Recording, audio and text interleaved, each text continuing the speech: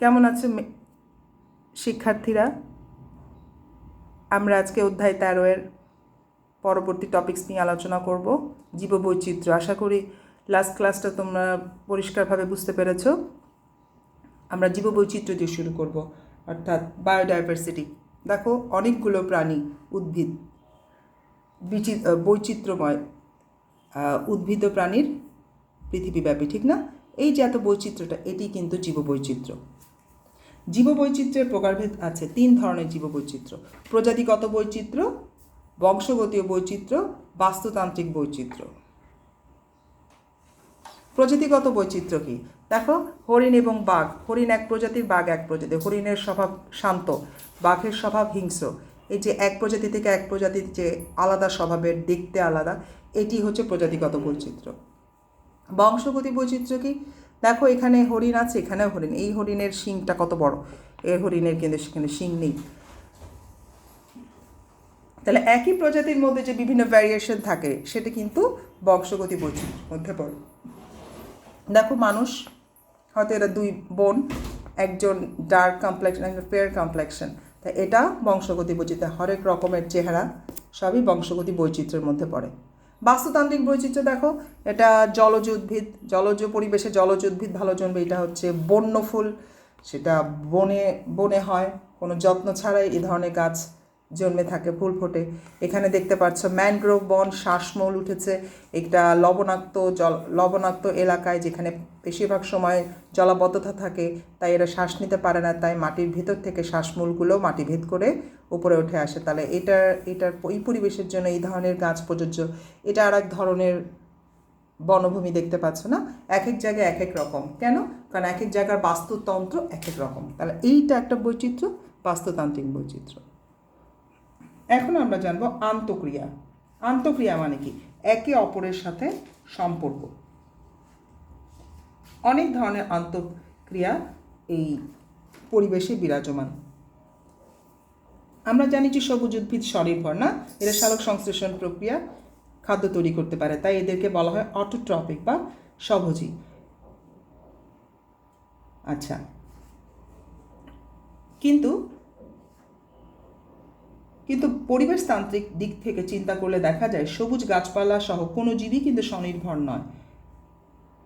গাছপালা, পশু পাখি, কীটপতঙ্গ এবং অন্যান্য জীবজন্তু একে অপর দ্বারা প্রভাবিত এবং কম বেশি নির্ভরশীল। হ্যাঁ, যদিও বলছি উদ্ভিদ সালোক সংশ্লেষণ প্রক্রিয়া করতে পারে, খাদ্য তৈরি করে, কিন্তু উদ্ভিদের কি শুধু একদম নিজে নিজেই সব কিছু করছে? সে কি জড় উপাদানের উপর নির্ভরশীল না? সে কি পরাগায়নের জন্য কোনো প্রাণীর উপর নির্ভরশীল না? পতঙ্গের উপর নির্ভরশীল না? অবশ্যই নির্ভরশীল। অর্থাৎ পুরোপুরি স্বনির্ভর কেউই না, তাকে সাহায্য নিতেই হয় বেঁচে থাকার জন্য। একটি সপুষ্পক উদ্ভিদ পরপরাগায়নের জন্য, যেটা এই মাত্র বললাম, কীট পতঙ্গের উপর নির্ভর করে। আবার বীজ বিস্তরণের জন্য উদ্ভিদ পশু পাখির উপর নির্ভরশীল। ঠিক আছে? তাহলে এই যে একে অপরের সাহায্য নিয়ে জীবরা এই প্রকৃতিতে বিরাজমান, এটি আন্তঃক্রিয়া। কয় ধরনের আন্তঃক্রিয়া আছে দেখো? 2 ধরনের আন্তঃক্রিয়া। একটি হচ্ছে ধনাত্মক আন্তঃক্রিয়া। ধনাত্মক আন্তঃক্রিয়া কি? যে আন্তঃসম্পর্কে দুটি জীবের একটি অন্যটিকে সহায়তা করে তাকে ধনাত্মক আন্তঃক্রিয়া বলে। এই ক্ষেত্রে সহযোগী দ্বয়ের, অর্থাৎ দুটি জীব, দুটোর মধ্যে একটিও উপকৃত হতে পারে, আবার উভয়ই উপকৃত হতে পারে।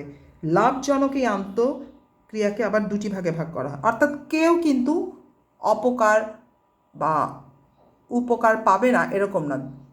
দুইটা জীবের মধ্যে এরকম সম্পর্ক থাকে, একজনও উপকার পেতে পারে, 2জনও উপকৃত হতে পারে। অর্থাৎ কিন্তু কেউ কারো ক্ষতি করছে না, এই জন্য নামটা ধনাত্মক। ঋণাত্মক আন্তঃক্রিয়া কি? যে ক্ষেত্রে জীবদ্বয়ের একটি ক্ষতিগ্রস্ত হতে পারে, আবার উভয়ই ক্ষতিগ্রস্ত হতে পারে। ঠিক আছে? অর্থাৎ ঋণাত্মক, নেগেটিভ বলা হয়েছে, অর্থাৎ এখানে ক্ষতিগ্রস্তের ব্যাপারটা আছে। ধনাত্মক আন্তঃক্রিয়াকে আবার 2 ভাগে ভাগ করা হয়। একটি হচ্ছে মিউচুয়ালিজম, সহযোগী উভয়ই একে অপরের দ্বারা উপকৃত হবে। অর্থাৎ দুটি জীব যখন সম্পর্ক তৈরি করছে এবং তাদের 2জনই উপকৃত হচ্ছে।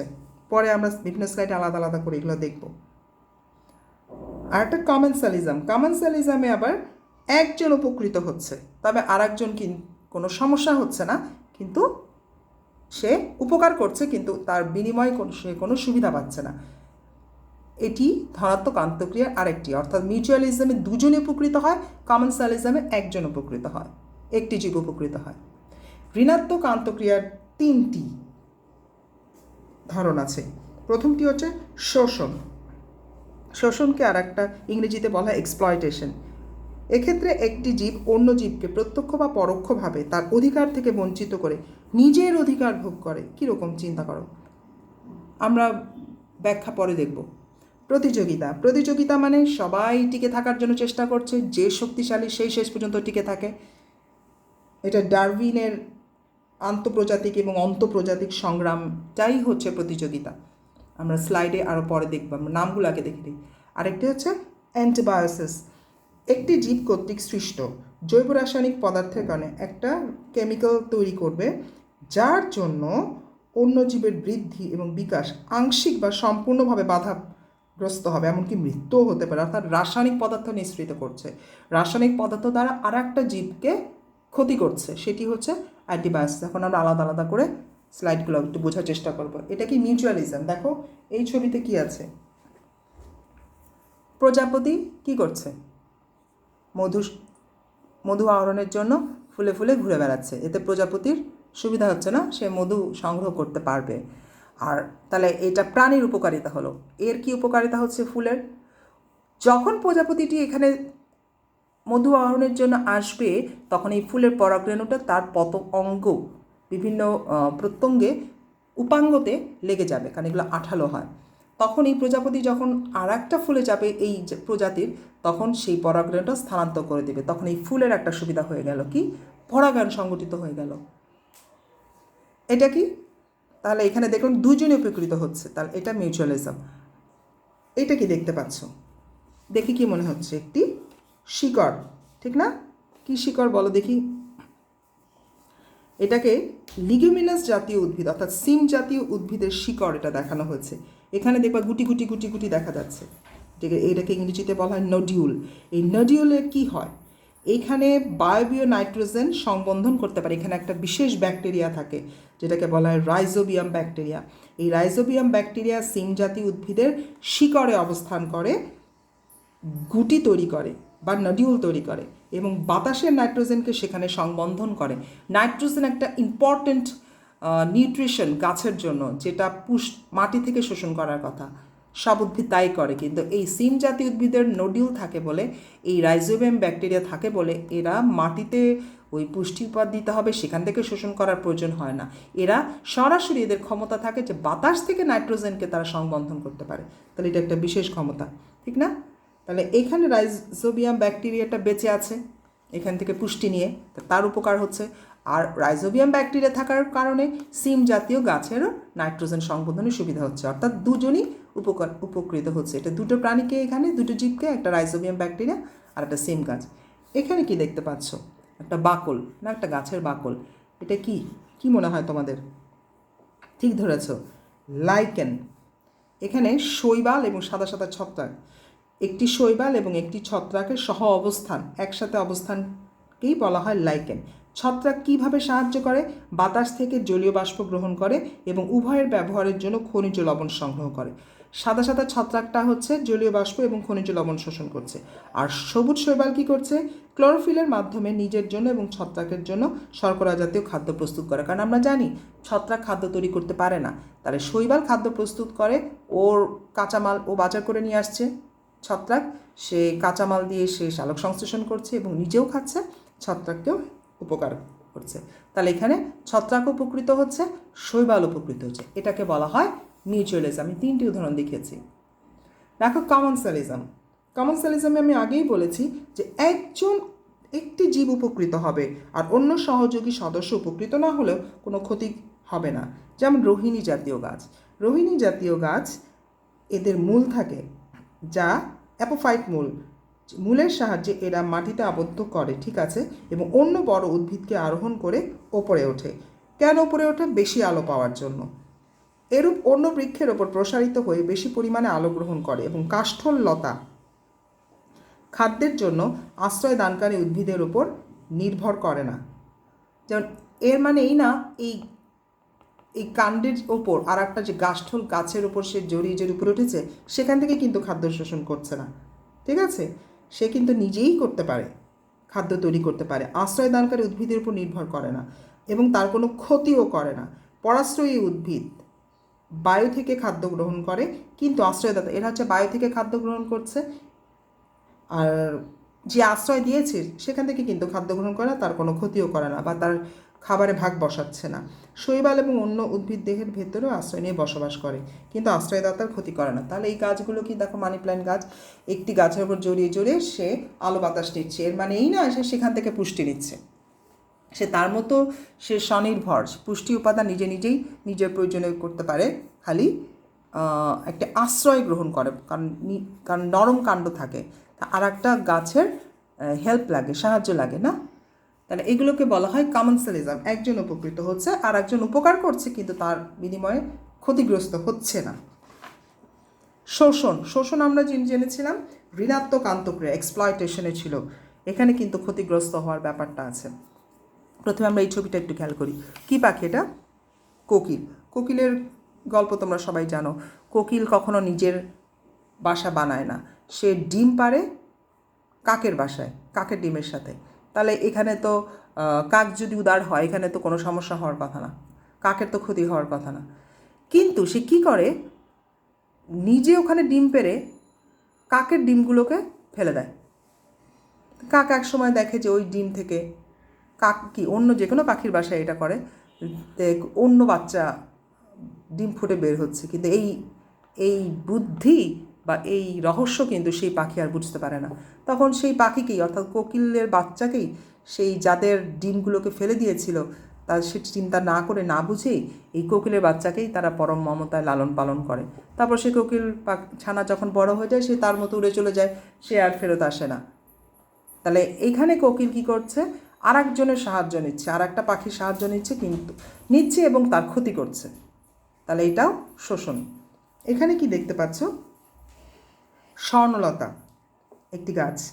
স্বর্ণলতা হস্টোরিয়া নামক চোষক অঙ্গ থাকে। দেখো এখানে একটা দেখাচ্ছে, এখানে একটু জুম করে এই ধরনের গাছের ইয়েটে আর একটা কাণ্ডের মধ্যে যখন হয়, সে পুষ্টি সংগ্রহ করার জন্য একটা চোষক অঙ্গ, যে হস্টোরিয়া, এটাকে বলা হস্টোরিয়া, এটা তৈরি করে। চোষক অঙ্গের মাধ্যমে আশ্রয়দাতা উদ্ভিদের থেকে খাদ্য সংগ্রহ করে। ঠিক আছে, নিজে খাদ্য করছে না, আর একজনের দেহ থেকে খাদ্য সংগ্রহ করছে, তাহলে এটি শোষণ। প্রতিযোগিতা, দেখো কি দেখা যাচ্ছে, এটা আন্তঃপ্রজাতিক, এটা সিংহ, এটা অন্য প্রাণী, ভিন্ন প্রজাতির দুটো প্রাণীর মধ্যে প্রতিযোগিতা হচ্ছে, যে শক্তিশালী সে শেষ পর্যন্ত টিকে থাকবে। আবার একই প্রজাতিদের মধ্যেও প্রতিযোগিতা চলে খাদ্যের জন্য, আশ্রয়ের জন্য, যে শক্তিশালী বেশি সে শেষ পর্যন্ত টিকে থাকে। এটাকে বলে আন্তঃপ্রজাতিক, এটাকে বলে অন্তঃপ্রজাতিক। এটিও কিন্তু এটি প্রতিযোগিতার উদাহরণ, কে শেষ পর্যন্ত টিকে থাকে। অ্যান্টিবায়োসিস, অ্যান্টিবায়োসিসটা আমি বলেছিলাম একটি জীব কর্তৃক সৃষ্ট জৈব রাসায়নিক পদার্থের কারণে যদি অন্য কোনো জীবের বৃদ্ধি এবং বিকাশ আংশিকভাবে বা সম্পূর্ণভাবে বাধাগ্রস্ত হয় বা মৃত্যু হয়, তখনই সেই প্রক্রিয়াকে অ্যান্টিবায়োসিস বলে। অণুজীব জগতে অর্থাৎ মাইক্রোবায়োলজিতে এই ধরনের সম্পর্ক অনেক বেশি দেখা যায়। বিজ্ঞানী আলেকজান্ডার ফ্লেমিং তোমরা সবাই চিনো, পেনিসিলিন অ্যান্টিবায়োটিক আবিষ্কার করেছিলেন। বিখ্যাত সেই অ্যান্টিবায়োটিক কোত্থেকে আবিষ্কার করেছিল? পেনিসিলিয়াম ছত্রাক থেকে। কিভাবে? পেনিসিলিয়াম ছত্রাক এক ধরনের রাসায়নিক পদার্থ নিঃসৃত করে, যার দ্বারা ওই ব্যাকটেরিয়াগুলো বৃদ্ধি, বিকাশ বা মৃত্যু ঘটায়, এই জন্য সেটাকে অ্যান্টিবায়োটিক বলা হয়। ঠিক আছে, এটিও কিন্তু একটি আন্তঃসম্পর্ক, কারণ ওই রাসায়নিক পদার্থটার উপস্থিতির কারণে আরেকটি জীব ক্ষতিগ্রস্ত হচ্ছে, যদিও এটা আমাদের উপকারেই হচ্ছে, মানব কল্যাণে এখানে বেশি বেশি এই ঘটনাটা দেখা যায়, কৃত্রিমভাবে করে থাকে বিজ্ঞানীরা। তাহলে আমাদের এই অধ্যায়ে আমরা শেষ প্রান্তে চলে আসছি। এরপরে যেটা তোমাদের আছে পরিবেশ সংরক্ষণের গুরুত্ব। তাহলে আমরা জানলাম আমাদের ইকোলজি, বাস্তুতন্ত্র, পরিবেশ সংরক্ষণ এর গুরুত্ব ও পদ্ধতি 297 পৃষ্ঠায় আছে। এখান থেকে হায়ার অ্যাবিলিটির প্রশ্ন আসবে যে কেন পরিবেশ সংরক্ষণ বলতে কি? পরিবেশের উদ্ভিদ ও প্রাণীকে সংরক্ষণ, বিলুপ্তপ্রায় উদ্ভিদ বিলুপ্তপ্রায় প্রাণীকে সংরক্ষণ করতে হবে। পরিবেশে কোনো প্রাণী, কোনো উদ্ভিদ, কোনো জীবই অপ্রয়োজনীয় নয়। প্রতিটি উদ্ভিদের, প্রতিটি প্রাণীরই গুরুত্ব আছে। আমরা খাদ্য শৃঙ্খলে দেখেছি কোনো একটা স্তর যদি কমে যায়, কোনো একটা স্তরের প্রাণীকে যদি তুমি পরিবেশ থেকে বিলুপ্ত হয়ে যায়, ধরো ব্যাঙ চলে গেল, ব্যাঙ বিলুপ্ত হয়ে গেল, তখন কি হবে? প্রচুর পোকামাকড় বেড়ে যাবে, কারণ পোকামাকড় খাওয়ার আর কেউ রইল না। আর ব্যাঙ যেহেতু বিলুপ্ত হয়ে গেছে, ব্যাঙকে যারা খায়, সাপ, তাদের খাদ্যের অভাব হবে। ঠিক আছে? অর্থাৎ প্রতিটি জীবই গুরুত্বপূর্ণ। তাহলে এই পর্যন্তই আমাদের অধ্যায় 13 শেষ হয়ে গেল। একটা হোমওয়ার্ক লিখে নাও। আমি স্লাইডে হোমওয়ার্কটা রেডি করিনি। একটি আদর্শ পুকুরের বাস্তুতন্ত্র বর্ণনা করো। প্রশ্ন যদি এভাবে আসবে না, চিত্র দেওয়া থাকবে, লিখবে যে উদ্দীপকের এই চিত্রটির বাস্তুতন্ত্র ব্যাখ্যা করো। তোমরা প্রশ্নটা খাতা লিখে নাও, একটি আদর্শ পুকুরের বাস্তুতন্ত্র ব্যাখ্যা করো। আর আরেকটা লেখো আজকের পাঠ থেকে,